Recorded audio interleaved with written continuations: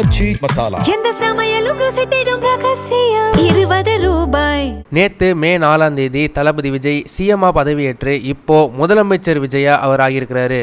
ஆனால் இன்னைக்கு மே 11ஆம் தேதி தான் தளபதி விஜய் முதல் முறையாக சட்டசபைக்கு வந்திருக்கிறாரு.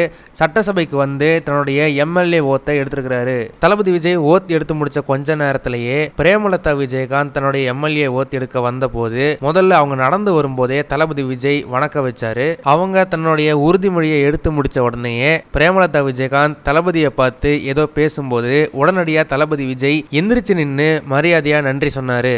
பிரேமலதா விஜயகாந்துக்கு தளபதி விஜய் இவ்வளவு மரியாதை கொடுக்க காரணம் விஜயோடைய ஆரம்பகால சினிமா கேரியர்ல பெரிதளவில் உதவி பண்ணது விஜயகாந்த் அவர்கள் தான். அதுக்கு உதாரணமா பாத்தீங்கன்னாக்கா 1993 விஜயோட அப்பா S.A. சந்திரசேகர் இயக்கத்துல வெளிவந்த விஜய் அவர்கள் நடிச்ச செந்தூர பாண்டி படத்துல பாத்தீங்கன்னா ஒரு கேமியோ ரோல்ல நடிச்சிருப்பாரு. விஜயகாந்த் கேமியோ ரோல்ல தான் நடிச்சாரு அப்படின்னாலுமே இன்னைக்கு கூட பாத்தீங்கன்னா அந்த படத்தோட போஸ்டர்ல தளபதி விஜய் கூட விஜயகாந்த் அவர்கள் தான் நிக்கிற மாதிரி இருக்கும். இதனாலே பாத்தீங்கன்னாக்கா தளபதி விஜயோட முகம் அந்த சமயத்துல கொஞ்சம் நல்லாவே ரீச் ஆச்சு. அந்த ஒரு நன்றி கடனுக்காக தான் தளபதி விஜய் பிரேமலதா விஜயகாந்துக்கு எழுந்திருச்சு நின்று மரியாதை செலுத்தினாரு.